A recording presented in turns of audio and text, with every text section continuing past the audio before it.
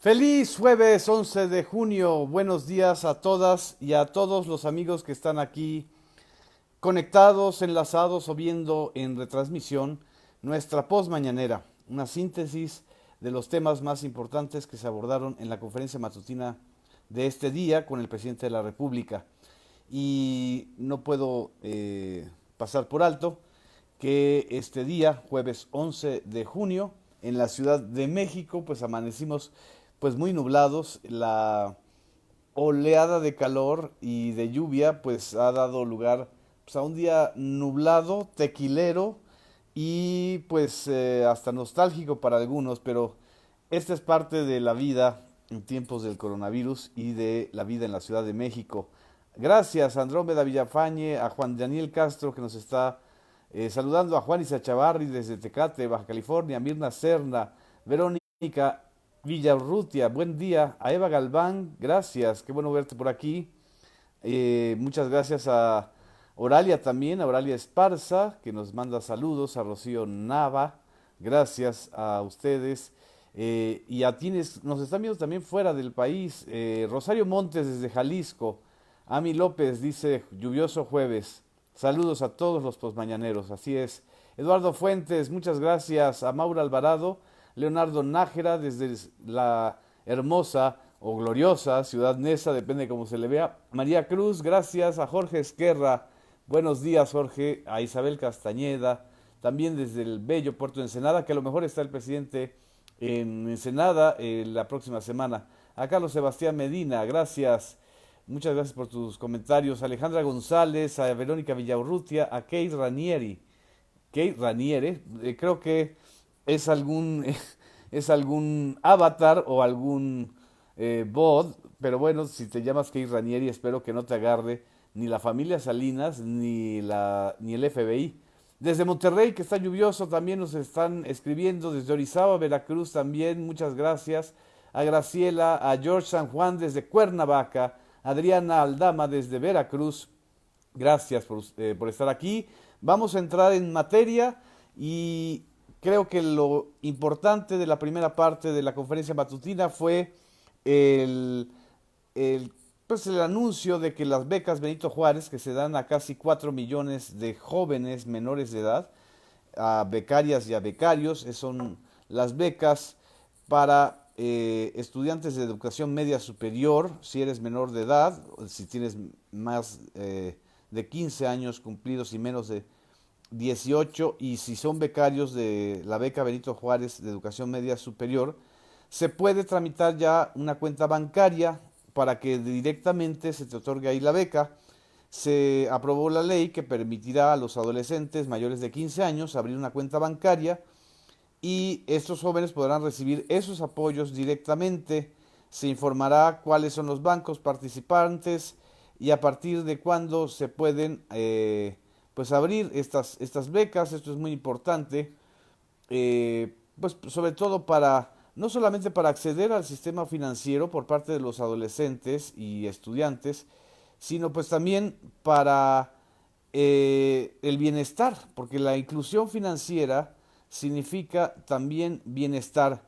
Las becas escolares son provenientes de los programas sociales y están limitadas a cierto punto, a aproximadamente 18,000 al mes como máximo y por transferencia electrónica.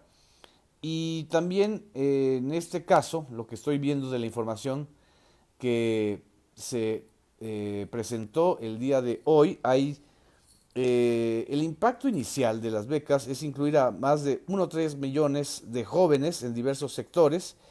Hay sectores de jóvenes asalariados que pueden recibir desde una beca de 3,547 pesos hasta otro tipo de becas.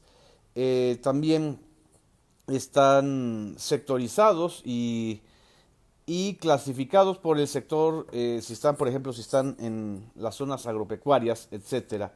Esta es parte de lo que se anunció en la primera parte de la conferencia mañanera. Estuvo acompañado del secretario de Hacienda, Arturo Herrera, del secretario de Educación Pública, del secretario Esteban Moctezuma Barragán, y también se detallaron algunas cosas que tenían que ver con finanzas, aunque no fuera el origen o la materia de temática del inicio de la conferencia, pues fue inevitable que también se pudieran abordar temas como la iniciativa que el día de ayer se dio a conocer del senador Ricardo Monreal, coordinador de la bancada Morena y de la Junta y presidente de la Junta de Coordinación Política, es decir, el jefe de la mayoría legislativa en el Senado en estos momentos, presentó una iniciativa para fusionar en un solo organismo a los organismos reguladores de telecomunicaciones, de competencia económica, perdón, que viene el estornudo. Ahora sí que, como dice Hugo López Gatell, estornudo de etiqueta. Ya espero que después de un tequila mañanero podamos no tener estornudos. Pero bueno, la fusión de el organismo del IFETEL, Instituto Federal de Telecomunicaciones, de la COFESE, Comisión Federal de Competencia Económica, y de la Comisión Reguladora de Energía en un solo organismo, que significaría reducir, porque cada uno de estos organismos tiene 7 comisionados, de 21 a un pleno de 5 comisionados. Y bueno, se presentó el día de ayer, ha generado mucho debate, evidentemente hay resistencias, evidentemente hay críticas, pero este tema también se pudo abordar en la conferencia matutina del día de hoy.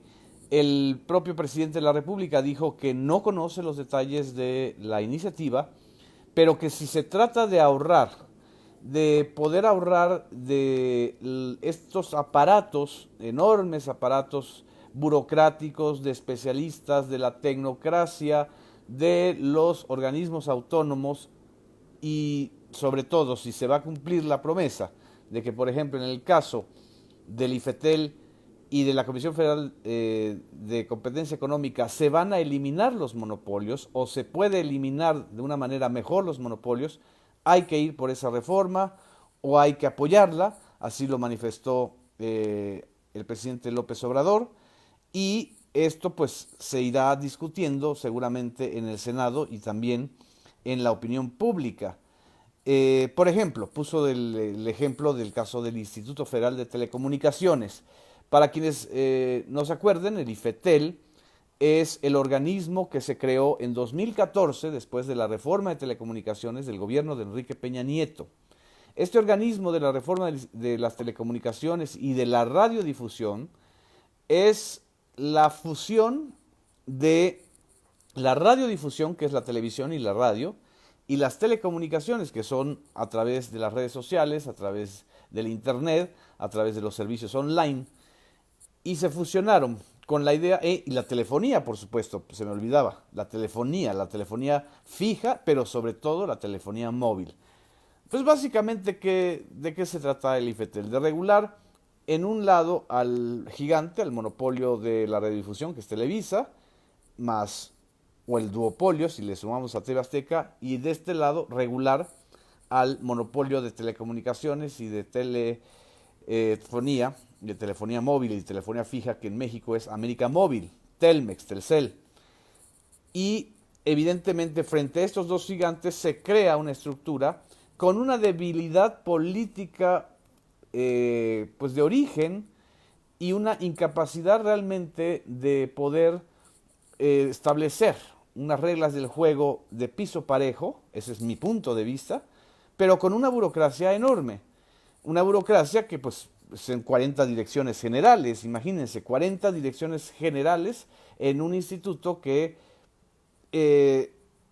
para funcionar tiene que tener pues una burocracia donde eso permite, sobre todo una burocracia grande, lo que permite es la penetración y cooptación de el organismo regulador por parte de los agentes regulados, ya sea de las radios y televisoras en este lado, o de las telefónicas o empresas de telecomunicaciones y de internet de este otro.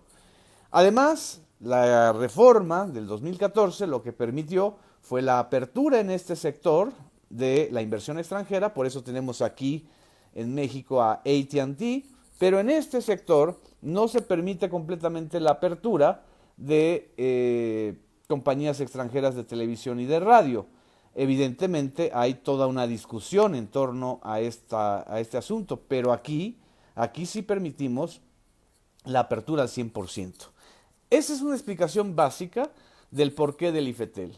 Del porqué de la Comisión Federal de Competencia Económica es quitarle todo lo que tiene que ver con telecomunicaciones y con radiodifusión, es decir, actores preponderantes y de enorme peso político, y hacer una regulación de los mercados de todo tipo, del sector industrial, del sector comercio, del sector servicios, del sector hotelero.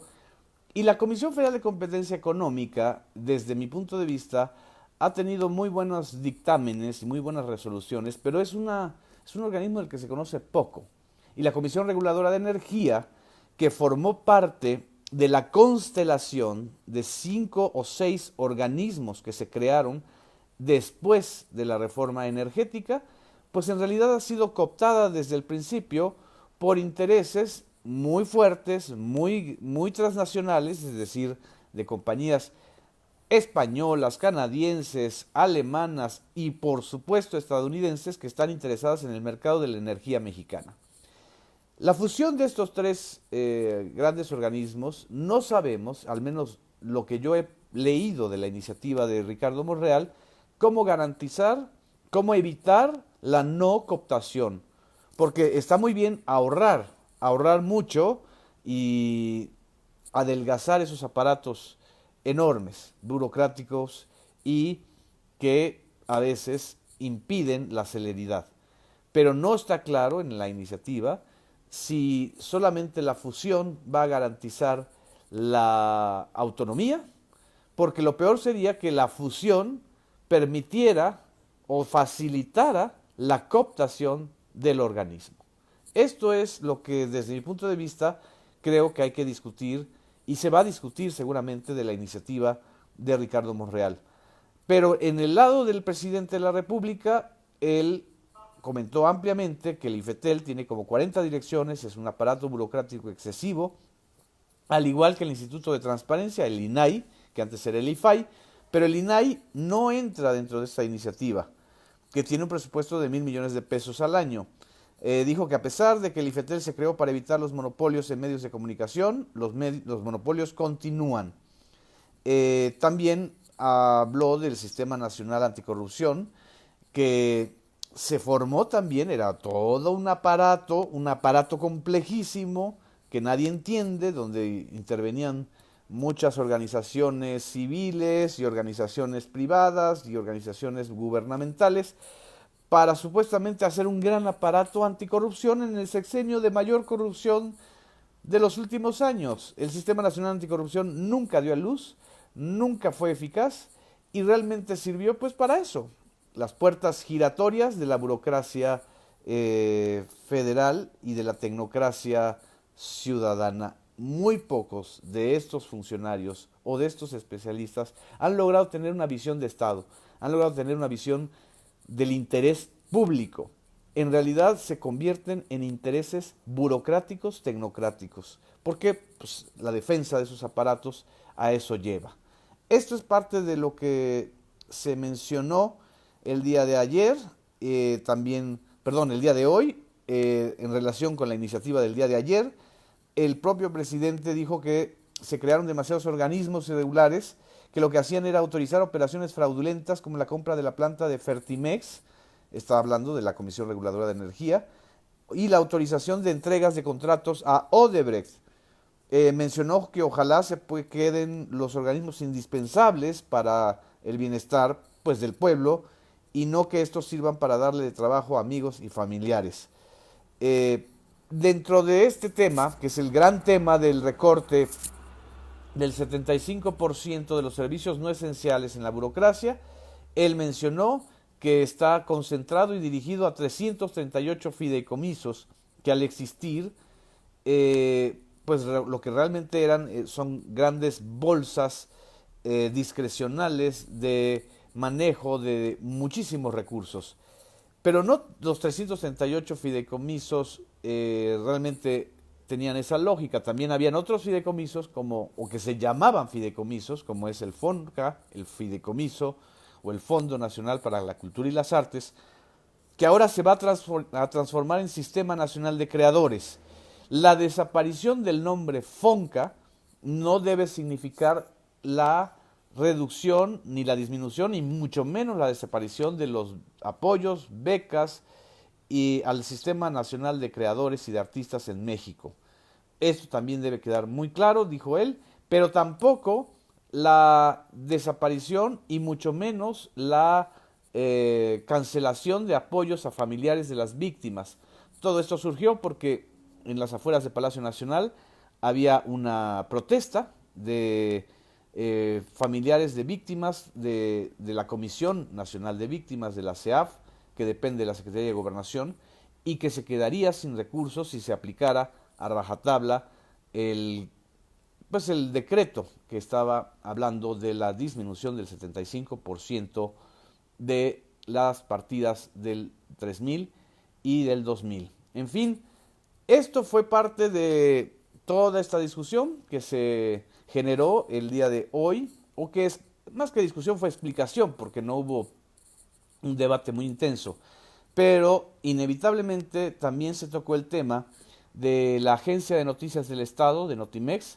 Ustedes recordarán que la agencia de noticias, Notimex, la semana pasada, el lunes pasado, estamos a jueves, el lunes pasado, tuvo la reunión de su Junta de Gobierno. La Junta de Gobierno está formada por varias entidades gubernamentales, más la directora de Notimex, la periodista San Juana Martínez, más una representación civil que está en el Consejo de Editorial, el Consejo Consultivo Editorial, más una representación sindical, y esta representación sindical, como ustedes ya saben, entró en conflicto con la directora de Notimex, precisamente en temas como el contrato colectivo, las condiciones laborales, y se fueron a la huelga.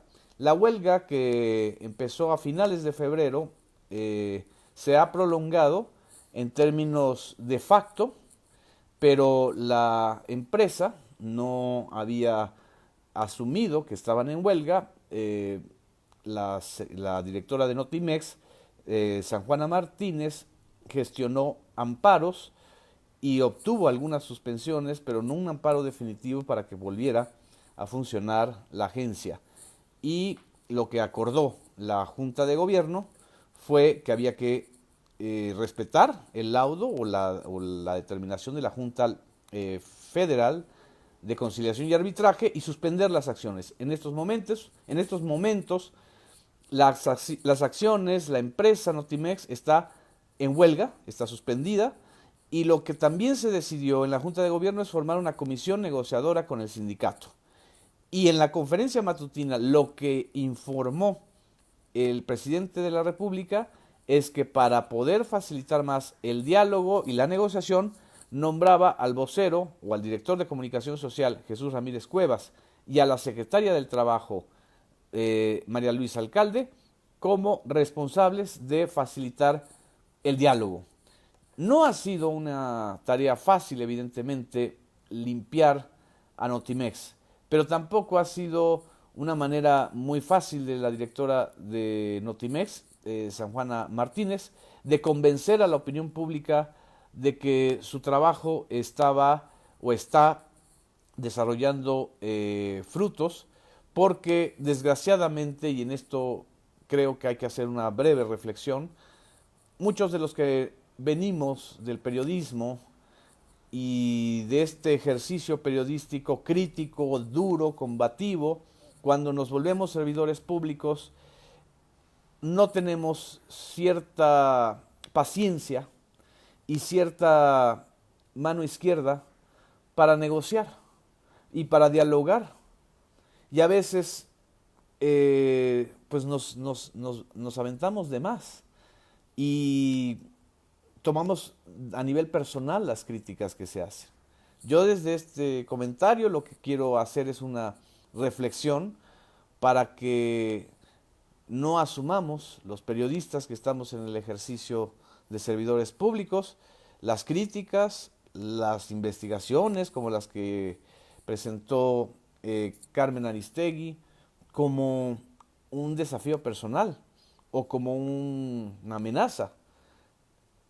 A final de cuentas, estamos en una nueva, una nueva realidad política y tenemos que construir una realidad democrática. Y la realidad democrática pasa necesariamente por aceptar de un lado y del otro la crítica. Del lado de los medios que no están en la parte gubernamental, aceptar que también desde esta parte se les critique y también nosotros aceptar que de esta parte se cuestione. No todo es blanco y negro en la vida. En fin, esto creo que es lo importante que quería yo comentarles. Yo creo que ya me alargué un poquito, pero creo que son los temas fundamentales. Como dice Antolín Pineda, no se tomen nada personal.